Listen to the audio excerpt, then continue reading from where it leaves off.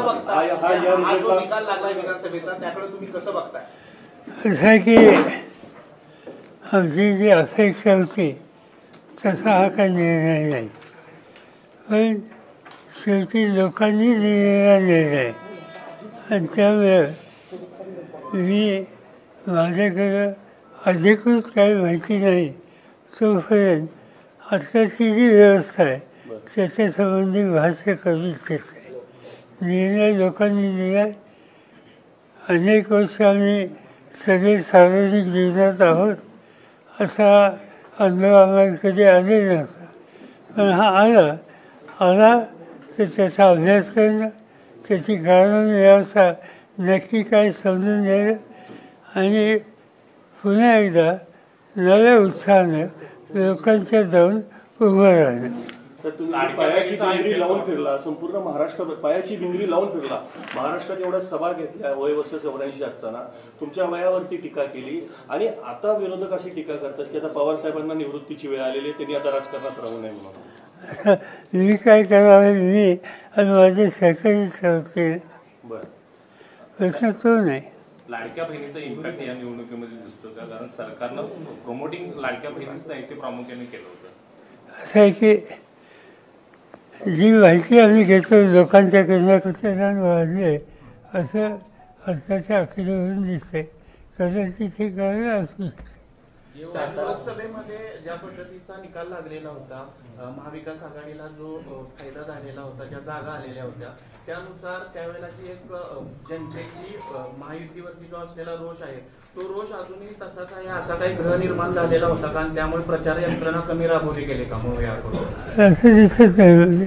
ही गोष्ट खरी आहे की लोकसभेच्या निवडणुकीमध्ये ज्या प्रकारची भूमिका महाराष्ट्राच्या जनतेने घेतली त्याच्यामुळे थोडंसं आम्हाला लोकांच्यात एक अधिक विश्वास होता. त्या अधिक विश्वासाच्यामुळे जेवढं आक्रमक रीतीनं या सण कॅम्पेन केलं, बघायचा प्रयत्न आम्ही केला, त्याहीपेक्षा अधिक काम करायची गरज असावी असं आता दिसतं. समन्वयाच्या बाबत काय सांगाल? कारण समन्वय या निवडणुकीमध्ये दिसून आला का महाविकास आघाडीमध्ये? त्याचा काही फारसा परिणाम नाही. पण मी आता महाराष्ट्रात जवळपास सगळ्या जिल्ह्यात फिरलो आणि तिथं काही राष्ट्रवादीचा उमेदवार होता असं नाही, काँग्रेसचा काही ठिकाणी होता, उद्धव ठाकरेंचं काही होतं, आणि समजा आमचा उमेदवार असेल तर इतर पक्षाचे कार्यकर्ते नव्हते असं नाही, तेही राबवत होते.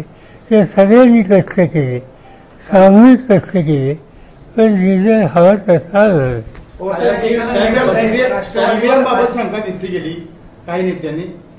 ईव्हीएम बाबत उद्धव ठाकरेंनीच शंका घेतली ईव्हीएम या मशीन बद्दल. आपलं काय नेमकं मत आहे याच्यावर? असं आहे की मी ऐकलं काही सरकारांचं मत, पण त्याची ऑथेंटिक माहिती जोपर्यंत माझ्याकडे नाही तोपर्यंत या सिस्टीमच्या समोर मी काही भाष्य करू इच्छित नाही. असं जनरली आता ऐकायला मिळतं की यापूर्वी कधी झालं नव्हतं असं पैशाच्या संदर्भात या राज्यामध्ये झालं असं लोक सांगतात. सर, मराठा वोट जे आहे हे की फॅक्टर आहे. महाविकास आघाडीने महाराष्ट्रामध्ये जातीपातीचं राजकारण केलं, त्यामधनं ओबीसी समाज हा दुरवला गेला. ओबीसी समाजाबरोबरती ब्राह्मण समाज जो आहे तो भारतीय जनता पार्टीला मिळाला आणि त्यामध्ये वोट राईज झाला महायुतीचा आणि त्याचा फटका महाविकास आघाडीला बसला. याबद्दल आपण काय सांगाल? आणि साहेब त्याचा ऑथेंटिक माहिती माझ्याकडे नाही, पण काही लोकांचं तुम्ही म्हणतात तसं मत आहे. यासारख्या वाक्यामुळं थोडंसं ध्रुवीकरण झालं का?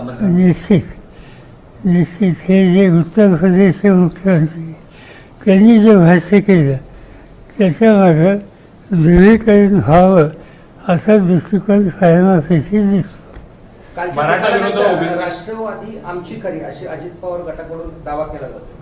त्याची कसं असं आहे की त्यांच्या जागा जास्त आल्या, ही गोष्ट अमान्य करण्याचं कारण नाही. पण राष्ट्रवादी हा पक्ष त्याचा संस्थापक कोण आहे हे साधारणतः महाराष्ट्रात माहीत असावं. साहेब, मराठा विरुद्ध OBC. बारामतीकरांनी लोकसभेला तुमच्या पारड्यात यश टाकलं आणि आता विधानसभेला खूप मोठ्या प्रमाणात अजितदादांच्या पारड्यात टाकलं. असा बदल नेमका का केला असावा बारामतीकर? त्याचा बघायला कालच गरज होती, गेल्या चौकशी करावंच लागेल. तर महायुतीबाबत असलेली नाराजी आपण लोकसभेला योग्य प्रमाणात मांडू शकला त्या सगळी इंडिया आघाडी, मात्र ती विधानसभेला मांडायला कमी पडलात का? नाही, साधारणतः आमच्या सगळ्या सहकार्यांनी कार्यकर्त्यांनी कष्ट खूप केले, त्याच्यामध्ये काही कुठं अडचण नाही. नेते जे प्रमुख लोक आहेत त्यांनी कष्ट खूप केले, पण तरी हा निर्णय चालला. त्याच्यामध्ये लाडली बहीण हा एक इश्यू त्याच्यामध्ये दिसतो. करत करत एक धार्मिक त्याला अँगल देण्याचा प्रयत्न काही प्रवृत्तीने केला, त्याचा एक फराव असावा असं ठरवून दिसतं. पण हे एक जे चर्चा केली जाते की समाजाच्या काही घटकांनी एकत्रित येऊन मतदानामध्ये एक वेगळा दृष्टिकोन घ्यावा असं केलं असं म्हणतात. अद्याप आमच्याकडे नाही, पण आम्ही त्याचं खोल्यात जाणार आहोत. ओबीसीनी बऱ्यापैकी अनेकांना पाडायची भूमिका घेतलेली, ओबीसीचं मतदान त्याच बाजूने झालंय, आता तुम्ही अनालिसिस करताय कसं म्हणताय? असं ते म्हणता, असं काही लोकांच्याकडून आमच्या ऐकण्यात आलेले आणि आम्ही त्याच्या खोल्यात जाऊन अभ्यास करणार आहोत. आणि त्याचं कारण आता ओबीसीचे काही प्रश्न असतात, त्याच्यात काही चुकीचं नाही, ते मांडू शकतात. पण 2-3 गोष्टी महत्त्वाच्या आहेत. या राज्यामध्ये सगळ्यात महत्त्वाचा ओबीसीच्या दृष्टीनं मागणी एकेकाळी होती मंडळ आयोगाची. मंडळ आयोगाचा निर्णय माझा आहे. आज ओबीसीला हा जो निर्णय ठरतो त्याच्यामध्ये मंडळ आयोगाची मान्यता ही देशातल्या अनेक राज्यांनी केली नाही. त्यावेळी महाराष्ट्र हे पहिलं राज्य होतं, त्याचा बेनिफिट ओबीसीला मिळाला. हा एक भाग. त्याच्याशिवाय खाली आरक्षणाचा निर्णयसुद्धा माझा होता, त्याचाही काही बेनिफिट हा निश्चित ओबीसीला मिळत होता, विशेषतः धनगर किंवा तत्समजात. हे निर्णय घ्यायचा पुढाकार त्यावेळी सत्तेत असलेल्या आमच्या लोकांनी आणि त्याचं नेतृत्वही माझ्याकडे होतं. त्या काळात हे सगळे निर्णय घेतले. त्यामुळे ओबीसीच्या मनात आम्हा लोकांच्यातली काही वेगळी भावना असावी असं जर कोणाला वाटत असेल तर ते आमच्या मनात होतच नाही. महाराष्ट्रातले बहुतांश नेते हे साधारण 30 ते 40,000 फरकाच्या मताधिक्याने निवडून आलेले आहेत. आणि दुसरी गोष्ट जी ईव्हीएम आणली गेली ती मध्य प्रदेशमध्ये जी वापरली होती ईव्हीएम तीच महाराष्ट्रात आणली गेली असा एक जनतेमधला कौल आहे, जनतेमधली चर्चा आहे. तर या बाबतीत काय तथ्य असेल असं वाटतं आपल्याला? काय जशी माहिती ऑथेंटिक माझ्याकडे नाही. काही लोक म्हणतात गुजरातवरून आले, काही म्हणतात मध्य प्रदेशवरून आले, पण त्याचा परिणाम याच्यात आहे ह्याच्यावर भाष्य करण्याची माहिती असतं माझ्याकडे नाही. न्यायालयात आपण जाणार आहात का? महाविकास आघाडी न्यायालयात जाणार आहात का? आम्ही काय त्याचा विचार केलेला नाही. राज ठाकरेंचा एकही उमेदवार निवडून आला नाही. ठीक आहे, त्यांच्या एकीला आमची राहत आहे. आम्ही कधी किंवा विरोधकांसुद्धा आमच्याबद्दल राहायची कधी अपेक्षा केली नव्हती किंवा स्वतःबद्दल सुद्धा इतक्या जागा दिसेल असं त्याने वाटत नव्हतं, पण झालेली नाही. साहेब तुम्ही जाहीरपणे भाषणात वाक्य वापरत होता की जे जे मला सोडून गेले ते यापूर्वी पराभूत झालेले होते. आत्ताची ही निवडणूक त्याला अपवाद ठरताना पाहायला मिळते, कारण राष्ट्रवादीचं सोडून गेलेली असं फार फिसिस दिसतंय. या निवडणुकीत लोकांनी तो अँगल घेतला नाही. साहेब, सातारा हा यशवंत विचारांचा जिल्हा असं म्हटलं जातं. सोबत पश्चिम महाराष्ट्रानं देखील महाराष्ट्राच्या राजकारणावरती एक वेगळी पकड ठेवलेली आहे. या बदलाचं तुम्ही वर्णन कसं कराल? नाही, पॉईंट असायचा या जिल्ह्याचं काय किंवा महाराष्ट्राचं काय, आम्हा लोकांची जी जनरेशन आहे तिच्यावर चव्हाण संस्कार आहेत, त्यांचे विचार आम्ही स्वीकारलेले आहेत आणि त्या विचारानं जे काम करणारे लोक होते त्याच्यातला मोठा वर्ग हा भाजप आणि तत्सम लोकांच्यावर गेला. ही जी वस्तुस्थिती आज जे आमच्यातून बाहेर गेलेले लोक होते त्यांनी निवडणुका लढल्या आणि त्यांना चांगले यश मिळाले. पण त्या सगळ्या लोकांची पूर्व पार्श्वभूमी बघितली तर चव्हाण साहेबांच्या किंवा गांधी नेहरूंच्या विचारामध्ये अनेक वर्ष सहभागी झालेले होते ही नाकारण्यात अर्थ नाही. पण हे असताना सुद्धा त्यांनी संपर्क आणि सहभाग हा भाजपवर ठेवला. ही वस्तुस्थिती नाकारता येत नाही. चव्हाण साहेबांनी उभ्या आयुष्यामध्ये कधीही त्या काळातल्या जनसंघ किंवा नंतरचा भाजप यांच्याशी त्यांचा कधी संबंध नव्हते.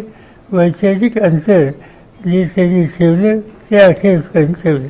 साहेब संपूर्ण राज्याचं लक्ष हे बारामतीच्या निकालाकडे होतं. संपूर्ण राज्याचं लक्ष काय नेमकं तिथं घडलं? कारण अजित पवार विरुद्ध युगेंद्र पवार अशी लढाई होती. अजित पवारांचं मार्जिन कमी झालं असलं तरी एक खूप काटेकी टक्कर त्या ठिकाणी पाहिलं. साहेब त्याला जोडून एक प्रश्न, युगेंद्र पवारांना लवकर लॉन्च केलं गेलं असं वाटते? असं नाही, कुणीतरी उभं राहायला हवं होतं. त्या मतदारसंघ त्याचा माझा डायरेक्ट समज उद्या तिथं उमेदवारच उभा केला नसता तर महाराष्ट्रात काय मेसेज गेला असता. त्यामुळे कुणीतरी निवडणूक लढवायची गरज आहे आणि आम्हाला माहीत होतं की ही काही तुलना होऊ शकत नाही दोघांची. अजित पवार त्यांचं इकडे अनेक वर्षाचं असोसिएशन, सत्तेचे त्यांचं स्थान हे एका बाजूला आणि एक नौका तरुण एका बाजूला. त्यामुळे आम्हाला त्याची कल्पना होती. तुम्ही तुमच्या आयुष्यात आतापर्यंत बरेच धक्के सहन केलेले आहेत आणि बऱ्याच धक्क्यातनं परत सावरलाय. पक्ष फुटले, पक्षातनं परत नवीन निर्मिती केली, परत तुम्ही लोकांमध्ये गेला आहात.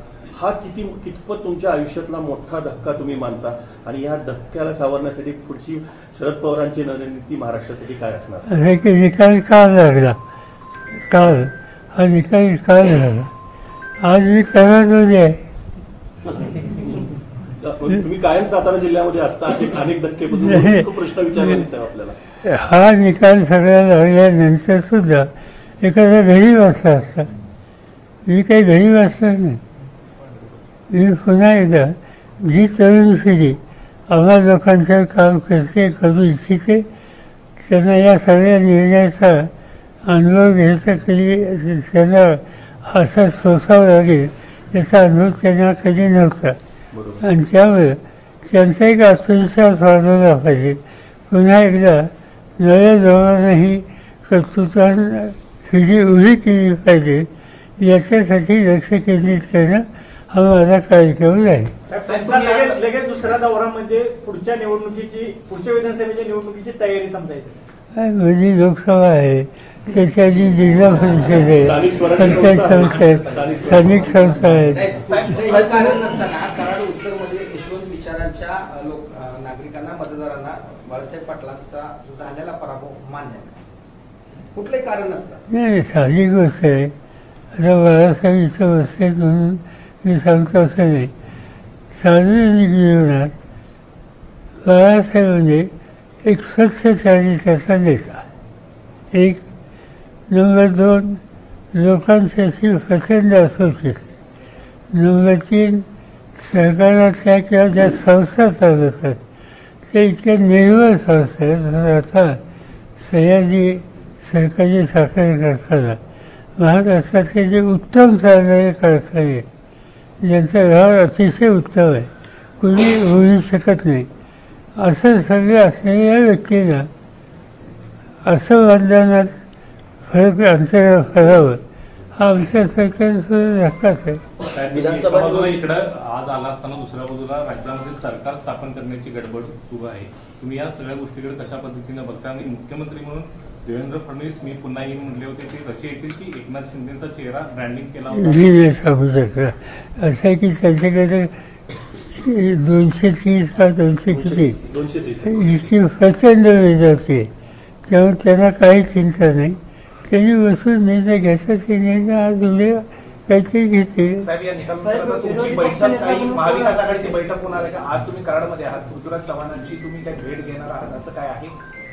आज उद्याच्याला आमच्या जे उमेदवार निवडून आले ते आणि ज्यांचा पराभव झाला आमच्या, त्यांची बैठक उद्या जयंतराव पाटलांनी बोलवली.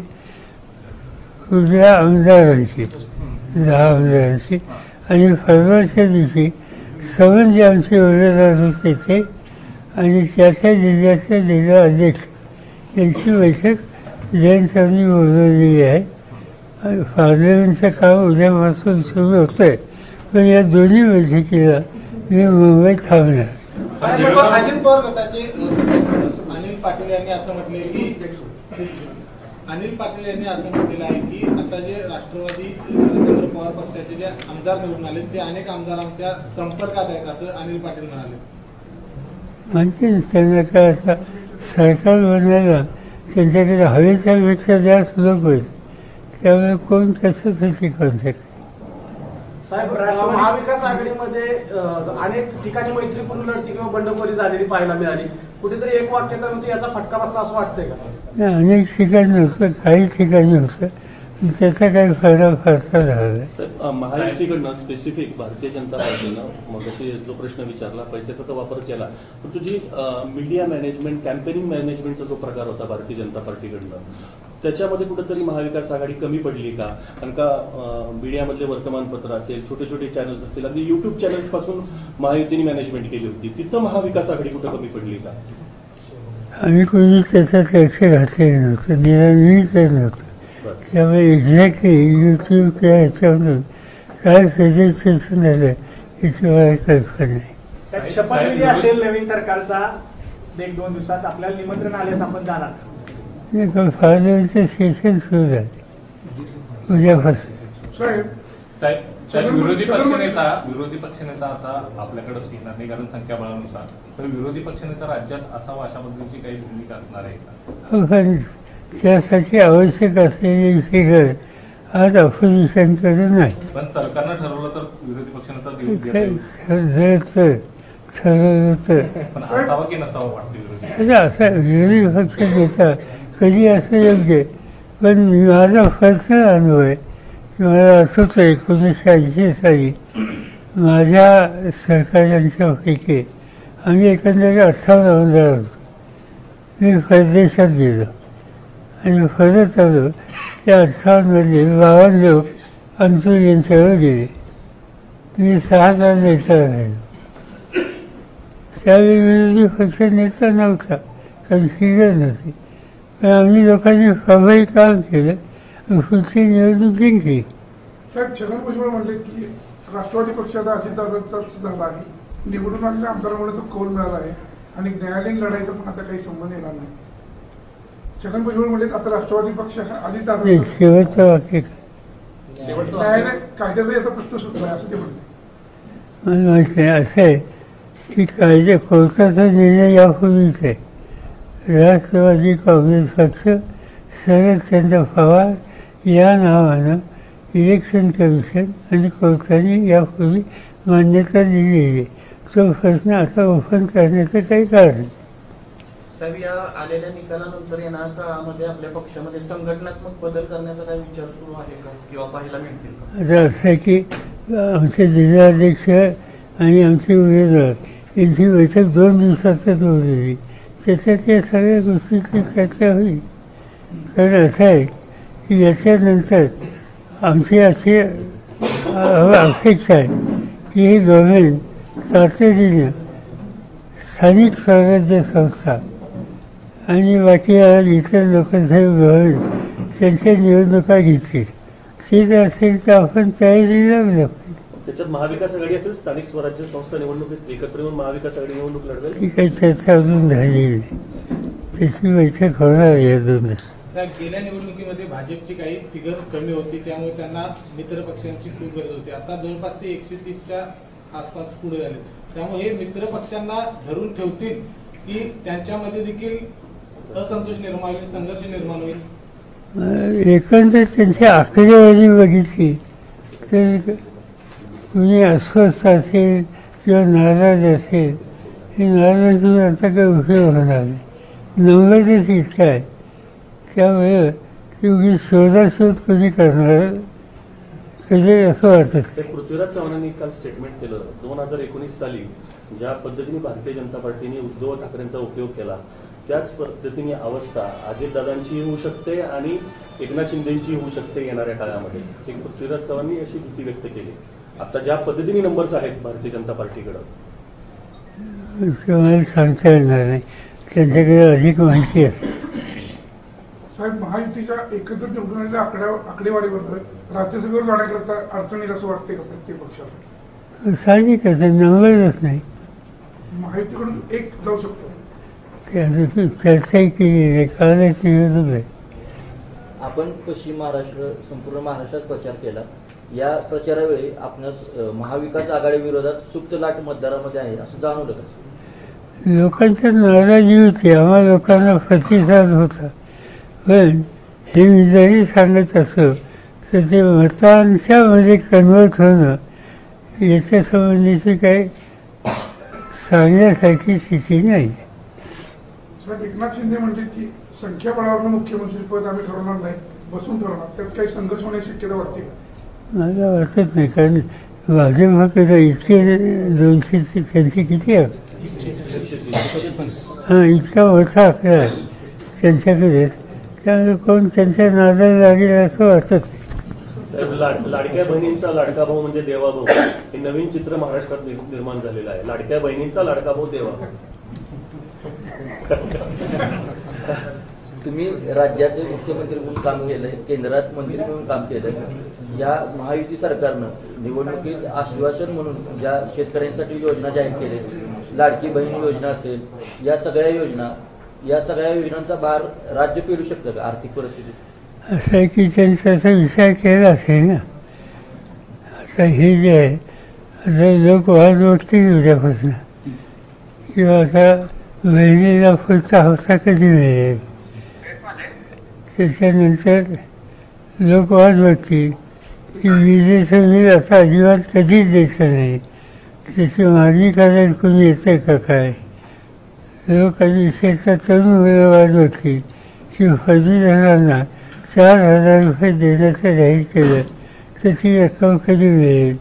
या सगळ्या गोष्टी त्याच्याकडं ज्यांना लाभ होणार आहे त्या सगळ्यांचं लक्ष लागेल आणि हे सरकार जे बनेल ते नक्कीच त्यांची पूर्तता करेल. या निकालानंतर महाविकास आघाडी एकत्रितपणे पुढे वाटचाल करणार आहे की काही विभागणी यामध्ये होऊ शकते? आमची बैठकच झाली आहे, बैठक होईल या 2-4 दिवसात.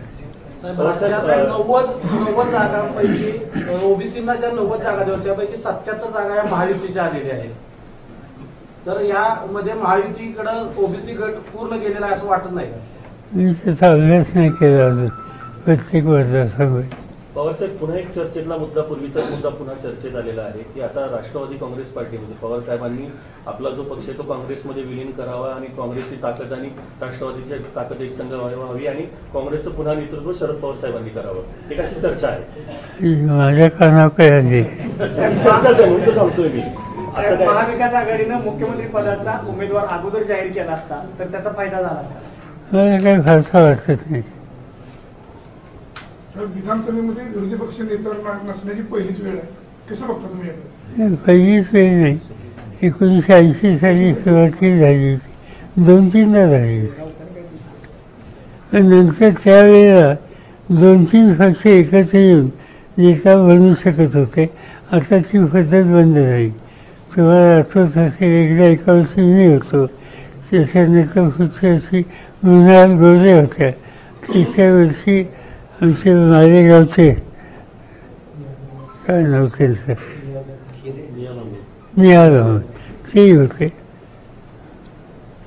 साहेब, एवढ्या वर्ष आपण राजकारणामध्ये आहात, यशवंत नगरीमध्ये आहात, असा कधी प्रसंग आलेला होता राज्यामध्ये आणि त्यावेळेला यशवंतराव चव्हाण साहेबांनी आपल्याला मोलाचा सल्ला दिलेला, असा काही किस्सा आहे का तो आम्हाला ऐकायला मिळेल? अशी वेळ त्यांच्यासमोर कधी आली नाही.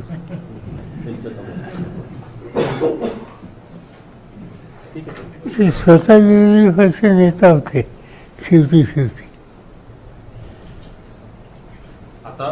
यशवंतराव चव्हाणांच्या विरोधात आहे. शेवटचा प्रश्न, काय अभिप्रेत आहे महाराष्ट्राला? अभिप्रेत असणारं राजकारण घडतंय का किंवा महाराष्ट्र त्या दिशेने जातोय काय आता तुमचा सल्ला असणार? असं आहे की अजून सरकार सुद्धा बनलं नाही, त्यामुळे त्यांच्याकडनं उद्याच्या उद्या की अशात आम्ही अपेक्षा करायची काही योग्य नाही.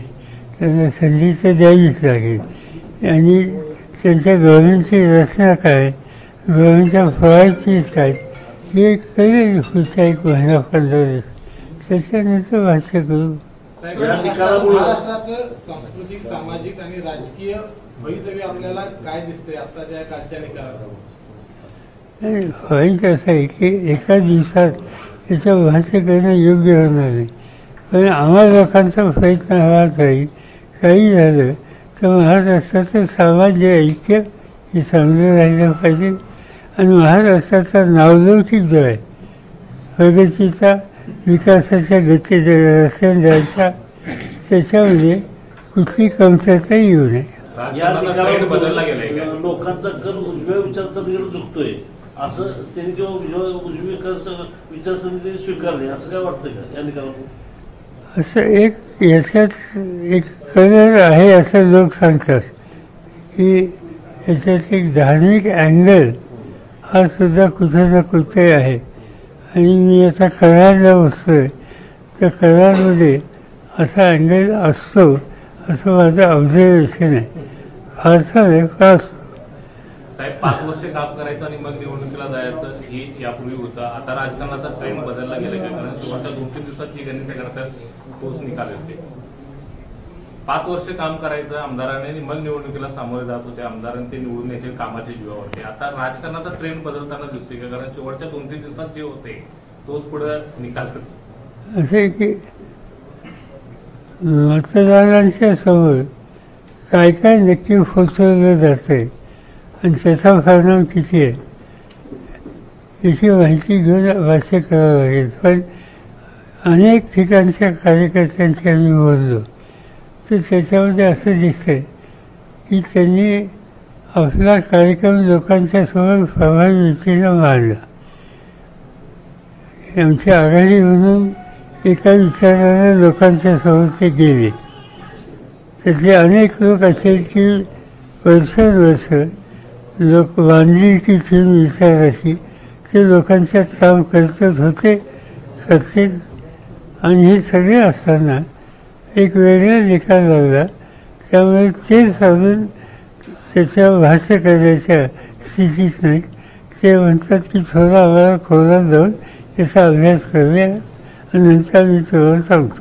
RSS सारख्या संस्थेनं सुद्धा सायलेंटली वर्क केलं अशा पद्धतीची भूमिका भाजपचे नेते म्हणत आहेत. आता भाजपचे नेते सांगतात त्याचा अर्थ RSS होते तर त्यांची माहिती केवळ माझ्यापेक्षा अधिक ऑथेंटिक.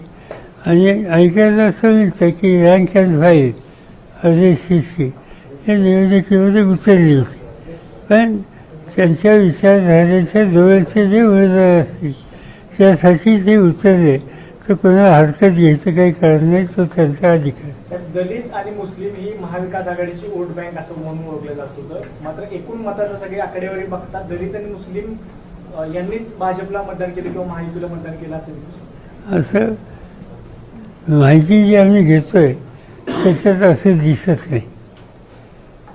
त्यांनी मुस्लिमांचा विषय ते मांडतात आणि स्वतः मात्र ते काही समाजी ब्रिगेड किंवा शिवप्रतिष्ठानचे लोक टोप्या घालून प्रचार करतात, तर त्याच्यावर ऑब्जेक्शन घेता आलं असतं.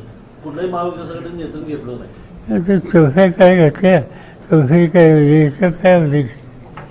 प्रश्नच आहे की बहुत जिहाद ही जी भूमिका मांडण्याचा प्रयत्न केला त्याच्यातून एक धार्मिक वर्गीकरण करण्याची भूमिका असावी असं फायदा खुशी दिसतं. महायुतीच्या धार्मिक ध्रुवीकरणाला यश आलं असं म्हणता येतं या निकालातून? एकदम नकार देता येत नाही. साहेब, महाविकास आघाडीचं जे काही मताधिक्य कमी सगळीकडे दिसतंय त्याच्यामुळे EVM मशीनवर काही ऑब्जेक्शन घ्यायला स्वभाव मिळतो.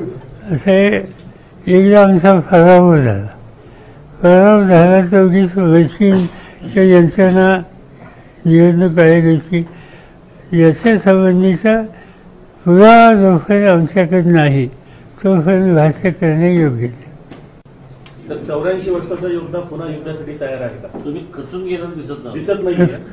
म्हणून माझा स्पेसिफिक प्रश्न आहे साहेब, 84 वर्षाचा योद्धा युद्धासाठी तयार आहे का?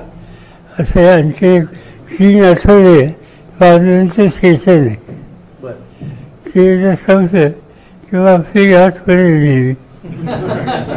निवडणूक आयुक्त नेमण्याची पद्धत केंद्र सरकारनं बदललेली आहे. त्यानंतर सर्वोच्च न्यायालयानं आपल्या पक्षफुटीनंतर निर्णय लवकर दिले नाही. हे सर्व पाहता लोकशाही कितपत म्हणजे लोकशाहीला धोका आहे की काय? असं आहे, त्याच्यामध्ये शिवसेनेचे एक नेते आणि पार्लमेंटचे सभासद त्यांनी काल ना याच्यावर भाष्य केले आणि त्यांच्याकडून ती अधिक माहिती घेणार. सरन्यायाधीश चंद्रचूड यांनी जर आधीच निर्णय दिला असता तर हे घडलं नसतं, अशा पद्धतीची टीका संजय राऊत यांनी केलेली आहे. आपण काय याबद्दल सहमत आहात?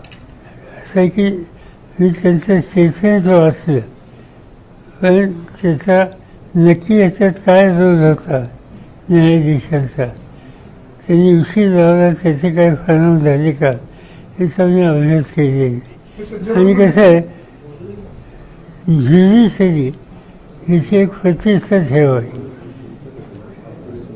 त्याच्या संबंधीचं जाहीरपणानं भाष्य करणं शक्यता आमच्यासारख्या लोकांनी टाळावं. साहेब, झारखंडमध्ये हेमंत सोरेनना भयंकर त्रास होऊन सुद्धा चांगली मेजॉरिटी त्या ठिकाणी घेतली. थोडा झारखंडच्या निकालाबाबत काय बोलायला? असं आहे की आजच मला तिकडचे काही सहकारी सांगत होते की एक आणखीन एक याला अँगल आहे असं काही लोक सांगतात. अँगल काय, 4 महिन्याच्या पूर्वी एक निवडणूक झाली हरियाणा आणि जम्मू काश्मीर. त्याच्यामध्ये जम्मू काश्मीरमध्ये भाजपच्या विरुद्ध जे फोर्सेस आहेत आमच्यासारखे, त्या सगळ्यांना यश आलं आणि हरियाणा भाजपकडे गेलं. आता त्याच्यानंतर दुसरी निवडणूक जी झाली, महाराष्ट्राची निवडणूक, ही ठरलेल्या महिन्यापेक्षा 1 महिना लेट केली आणि ती यश केली की झारखंडबरोबर गेली. झारखंडमध्ये काँग्रेसचा यश आहे आणि इथं अपयश आहे. त्यामुळे एक लहानसं राज्य यशासाठी आणि मोठं राज्य सत्ताधाऱ्यांच्या लाभासाठी, असं काहीतरी एक वेगळा गमतीदार ट्रेंड दिसतो. म्हणजे उद्या त्याला कुणी म्हणायला नको की या मशीनच्या संबंधी तुम्ही याचं ऑब्जेक्शन घेता, त्या राज्यात तुमचं राज्य आलं ना तेव्हा हेच मशीन होतं. लक्षात आलं तुम्हाला? महाराष्ट्रात ही सोनं देणारी कोंबडी आहे, त्यामुळे ती पाहिजे भारतीय जनता पार्टी. चव्हाण साहेबांची पुण्यतिथी आहे, चव्हाण साहेबांना गुरु मानता. उद्या त्यांच्यासमोर आपण काय करणार घाल किंवा तुम्ही त्यांच्यासमोर राजकारण पाहिलेलं आहे? बाकी काय, जाऊन नतमस्तक व्हायचं आणि आपल्या कामाला लागायचं. सर, तुम्ही महत्वाचा मुद्दा मांडला की एक मोठं राज्य भाजप भारतीय जनता पार्टीला पाहिजे, छोटं राज्य काँग्रेसला दिलं. याच्या मागचं मुख्य कारण म्हणजे राहुल गांधींनी स्पेसिफिक अदानींवरती आरोप केलेला आहे आणि अदानींचा पैसा हा सगळा इथं वापरला गेला. माहिती आहे, राहुल गांधींनी जे काही बोलले त्याची माहिती त्यांच्याकडे असते. उद्या आम्ही दिल्लीत जाऊ पार्लमेंटला, तेव्हा कदाचित त्यांना विचारलं. सर, तुम्ही इच्छा व्यक्त केली होती की महाराष्ट्रात महिला मुख्यमंत्री पाहायला आवडेल, त्याचा अर्थ काय आहे? मी ह्याच्यापूर्वी भाष्य केलेलं नाही. लोकांची असेल अपेक्षा. साहेब, 99 नंतर पहिल्यांदाच सातारा जिल्ह्यामध्ये आपल्या पक्षाचा एकही खासदार नाही किंवा आमदार नाही. याकडे कसं बघते की पहिले 2 खासदार सगळे आमदार? आणि असं आहे की कोल्हापूर जिल्हा इथे आम्हाला काही मिळाले, सातारा, पुण्यामध्ये 18पैकी फक्त 1 जागा, सोलापूर सोडला तर बाकीच्या सगळ्या ठिकाणी अशी अवस्था आहे. सोलापूर एकच जिल्हा आहे, इथं आम्ही 5 लोक उभे केले होते, त्यातले 4 आले. साहेब, शिवसेना कोणाची हा जसा प्रश्न या निकालानंतर मिळाला तसाच राष्ट्रवादी कुणाची हा देखील प्रश्न उपस्थित केला जात होता. आता या निकालानंतर तुमचं याच्यावरती काय? माझं म्हणजे याचा कोर्टाने निकाल दिलाय. कोर्टाने स्वच्छ असा निर्णय दिला की राष्ट्रवादी काँग्रेस पक्ष शरदचंद्र पवार या नावाचे त्या पक्षाला मान्यता दिलेली आहे. कार्यकर्त्यांनी पलीकडच्या हॉलमध्ये जाऊन साहेब तिकडे बसणार आहे.